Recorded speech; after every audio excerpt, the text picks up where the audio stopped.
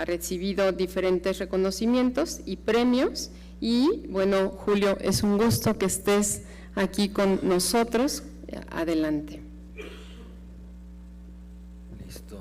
Listo, ¿verdad? Sí, pues muchas gracias a los organizadores que me han hecho esta invitación a este Congreso de Seguridad Ciudadana. Gracias. Y bueno, siempre es difícil intervenir después de dos colegas muy taquilleros en este caso, pero muy contento de compartir aquí la mesa. Y pues hablando de este tema para el cual fuimos convocados, que es la prevención, y cómo esto se liga con los medios de comunicación, tenía por ahí en este caso una presentación preparada. Creo que, bueno, no sé si está ahí lista, y si no, pues entonces platicamos así. Hay que partir de la premisa que la prevención no forma parte de los contenidos que son los más compartidos en los canales de comunicación institucionales de nuestras corporaciones de seguridad en México. Es decir, pues en este caso estas corporaciones cuentan con sus propios canales, que un parámetro que podemos analizar sin duda son las redes sociales. Y ahí, si bien en el caso de la Procuraduría General de la República hay algo más de equilibrio en los contenidos que se están compartiendo, en lo estatal y en los municipales, pues ahí lo que vemos más son las detenciones como lo más difundido, y la ausencia de prevención, entendido como materiales que pueden ser utilitarios, es decir, campañas, recomendaciones, orientaciones jurídicas, todo este tipo de información que podría ser útil para que el ciudadano pueda prevenirse de los delitos más comunes, sobre todo, porque también a veces se habla mucho de los crímenes, de los delitos de alto impacto, pero sin duda en lo que se puede abonar mucho en los medios de comunicación y en estos canales institucionales es en la prevención de los delitos de baja escala, o de asuntos como el robo, o como otras más, como las agresiones sexuales, y un montón de muestra tenemos pues en las redes sociales. Por ejemplo, en la PGR, en la cuenta de Twitter, que ahí, como les digo, es un poco más equilibrado, de acuerdo a un estudio realizado en la última semana, que obviamente no tiene rigor científico, es simplemente un botón de muestra, tenemos que de los tweets que se compartieron, el asunto de las fichas de los desaparecidos fue lo que más apareció, 50 tweets, seguido por la prevención, que fueron 35, y todos los demás de orientación y otros más. Sin embargo, en el caso de la Fiscalía del Estado, lo que más se presumió fueron las detenciones, y tweets que tienen que ver con prevención, por ejemplo, cómo presentar una denuncia o cómo evitar una extorsión telefónica, solamente tiene 10 tweets. Si lo comparamos con todos los demás contenidos, pues es menor la presencia de estos posts que tienen que ver con asuntos de prevención. Y si nos vamos a lo municipal, con un ejemplo que es la Policía de Tonalá, pues que tiene una menor intensidad en sus tweets, pues obviamente eran 13 detenciones, y de prevención solamente 3. Es decir, entonces, si bien estos canales institucionales entonces no están siendo utilizados para difundir contenidos de prevención, es cuando uno se pregunta si los medios de comunicación tenemos la obligación o no de llenar ese hueco que no están haciendo las corporaciones en sus canales institucionales. Cualquiera diría, y he platicado con muchos colegas, dicen que la labor de los medios simplemente es informar y hasta allí. A mí me parece muy limitada esa visión. Creo que los medios, por supuesto, también podemos colaborar, y en este caso, para responder a esta pregunta, si hay esa obligación ética y moral de los medios o de los periodistas de llenar ese hueco en la prevención, quisiera recordar algunas teorías que no son propiamente del ámbito de la seguridad, sino desde la perspectiva política. Hay que recordar que desde los clásicos de la concepción liberal de lo que debe ser un Estado, desde el que más podemos citar, que es Jacobo Rousseau, el poder político reside en el pueblo, y si bien delegamos el ejercicio político en los poderes establecidos formalmente a través de una constitución en un Estado, esto no significa que sea un cheque en blanco. Es decir, la soberanía siempre reside en el pueblo. Estas competencias se delegan a través del esquema que ya conocemos, la distribución de competencia con los 3 poderes, y también ahora actualmente con los organismos autónomos que se dedican a velar o a tutelar por diferentes derechos fundamentales, el del voto, el INE, los derechos humanos, las comisiones, el derecho de acceso a la información por los organismos de transparencia, y también hay un sistema de pesos y contrapesos y una rendición de cuentas horizontal y vertical, en la cual pues no voy a ahondar para explicarla porque el tiempo es limitado, pero en este sistema de vigilancia que hay entre los poderes y entre los organismos, obviamente también hay agentes externos de rendición de cuentas o que vigilan, y obviamente los medios de comunicación entran en esta estructura de agentes externos de rendición de cuentas o que están vigilando. También están los esquemas de gobernanza, en el cual pues ante la complejidad de los problemas que hay en las sociedades, obviamente en este caso a las instituciones del Estado ya no les alcanza a veces para darle solución a los problemas porque son tan complejos y se tiene que involucrar a la sociedad en esta toma de decisiones permanente, como lo vemos aquí con un teórico de mucha reputación en temas de gobernanza, que es el doctor Luis F. Aguilar, por cierto, de la Universidad de Guadalajara, y en este sentido, pues los medios de comunicación también entran en estos esquemas, tanto de agentes externos de rendición de cuentas o de vigilancia, en lo que se llama Sistema Circular de Vigilancia Mutua, o también en ese esquema de gobernanza. Es decir, los medios no deben delimitarse solamente a informar, y si aún así fuera que solo nos limitáramos a informar, aún así, con esa misma lógica, hay que recordar que la información es un bien público, no es una mercancía susceptible de hacer negocio. Los medios de comunicación trabajamos con este bien público, que es la información. Entonces, esta información, por supuesto, debe ser presentada con una utilidad social. Es la utilidad social del periodismo. Y qué mejor que la seguridad y la prevención, que es lo que estamos tratando aquí. Una vez que más o menos he esbozado el por qué creo que los medios tenemos esta obligación de aportar en la prevención, la obligación ética y moral, y también obviamente porque no podemos ser omisos ante la situación que estamos viviendo, hay que ser autocríticos. Obviamente podría ser... siendo autocríticos, a lo mejor yo no soy el primero que elabora contenidos enfocados a la prevención, quizá me lo podrían reprochar, pero los medios de comunicación no estamos manejando de forma adecuada el asunto de la seguridad. Para nada la prevención es lo que priva, al contrario, tenemos en los medios de comunicación un tratamiento inadecuado de la información sobre seguridad.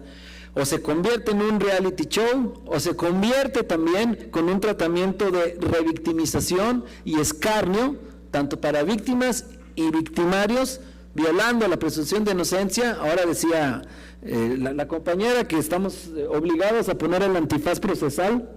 obligados, pero si no, muchos medios no lo harían, y también se revictimiza a las víctimas, diciéndolo redundante quizá, pero no se está describiendo, sino que se está apelando a veces a la industria de la lágrima, llorar en lugar de describir, decir pobrecitos, cuando la obligación del periodismo es simplemente describir. Entonces, tenemos estos vicios. Además, también caemos en la vulgaridad, algunos medios, como vimos estas portadas de algunos medios que están, en este caso, especializados en nota roja, también la satanización del nuevo sistema de justicia penal en los medios de comunicación es un vicio. Salió libre y no hubo justicia, sin tomar en cuenta que existen métodos alternos para la resolución de conflictos y que no se informa que la víctima quedó, en este caso, satisfecha con esta resolución alterna, pero no, lo que se pone ahí, no hubo justicia y salió libre, así de sencillo, y no se profundiza en estas notas, y lo que se está haciendo es lesionar la credibilidad de un sistema que se está implementando y al cual debemos de darle tiempo para que dé resultado, como en otros países fue. Obviamente no es una cosa de un día a otro. Y también lo que ya comentaba la compañera María Idalia Gómez, la apología del delito en los medios de comunicación, y también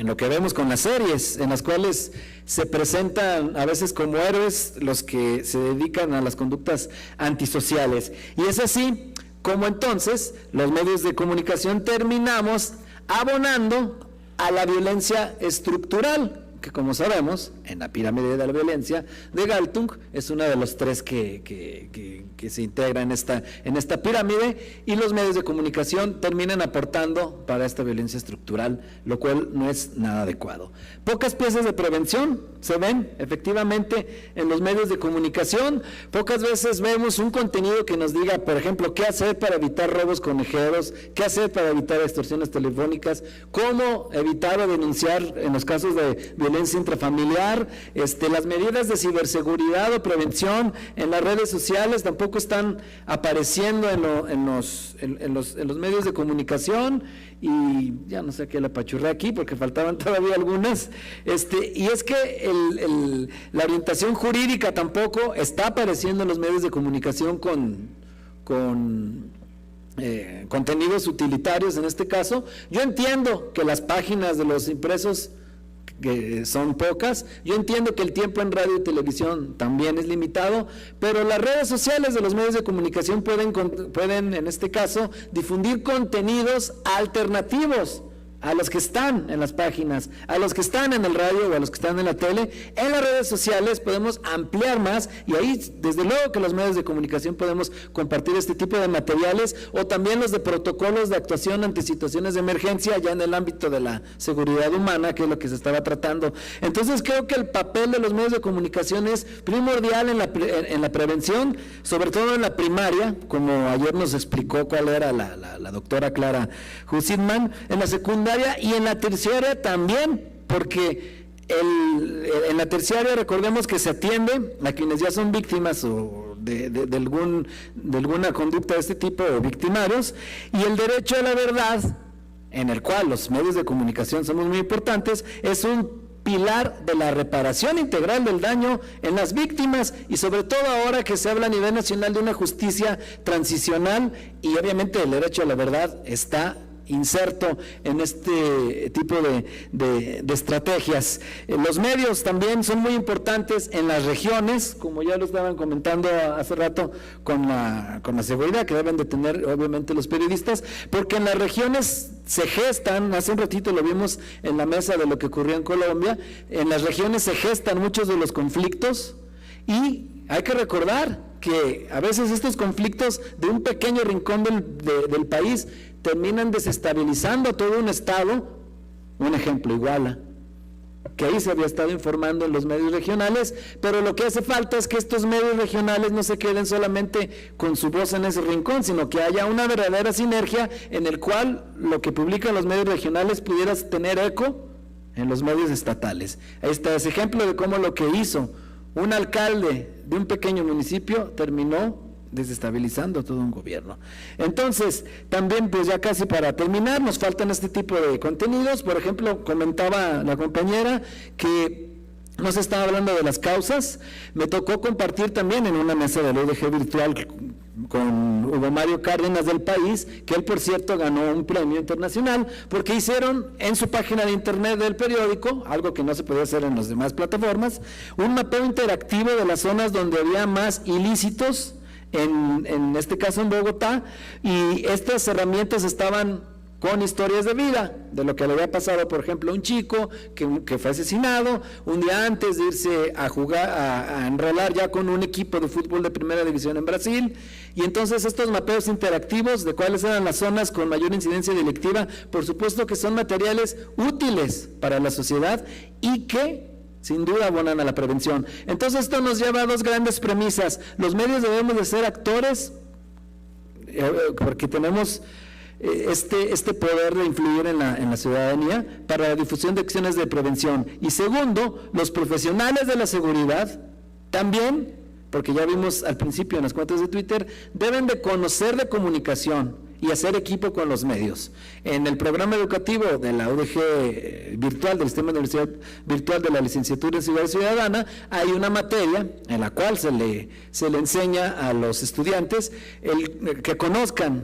lo básico de la comunicación, de las piezas de comunicación y de cómo hacer equipo con los medios para difundir, en este caso, estrategias de prevención o otro tipo de materiales. Y bueno, y también en este caso, pues ya nos queda poco tiempo, pero obviamente la comunicación potencializa todo este trabajo y el profesional de la materia de seguridad también debe tener los medios de comunicación como aliados, conocer la forma de articular mensajes y aprender nociones básicas de las piezas informativas. Así que por último, los medios de comunicación debemos asumir que la situación es tan delicada, o como se dice coloquialmente, el horno no está para bollos, y que las estrategias represivas, reactivas, no solucionan, que deben de estar también, pero no solucionan el problema de fondo. Por eso debemos de aportar desde la prevención. Y por último, el combate a la corrupción, en lo cual afortunadamente gracias a esta primavera que se está viviendo en el periodismo digital, en las cuales hay medios como Animal Político o como otros más que están publicando investigaciones en materia de corrupción, esto también obviamente abona a la prevención del delito, porque hay que recordar que la corrupción es una de las principales causas de que la inseguridad empiece a crecer. Así que también la denuncia de casos de corrupción en los medios es un factor que abonará también este asunto de la prevención. Muchas gracias.